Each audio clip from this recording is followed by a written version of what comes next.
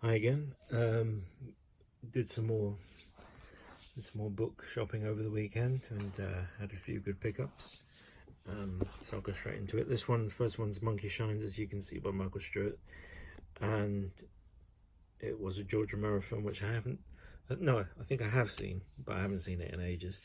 But the book seems quite interesting in itself, so I might give that a read.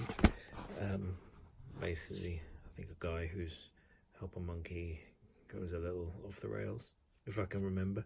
But yeah, so I was pleased to pick that one up, and I should give that a reread.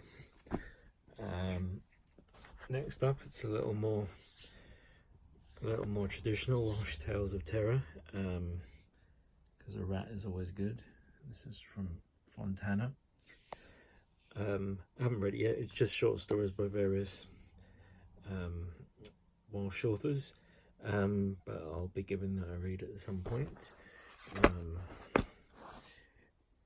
So these are the terrible creatures, the hellhounds of Bala, the Carmarthen Goblin, the death bell of Clan Wint. If I pronounced that right, I don't know. If anyone Welsh is watching, sorry if I pronounced it wrong. But anyway, I really like the cover, and so I'll be giving that a read. Okay. This next one is another older one. It's a really genteel cover. It's not very terrifying. It's Mists over Pendle.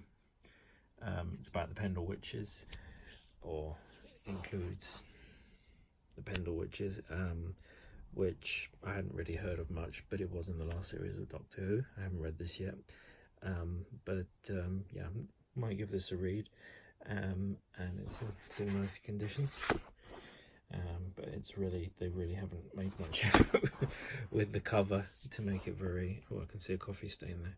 They haven't made much effort with the cover to make it spooky, but I'm sure the actual book is probably spookier than the cover. Okay, there's that one.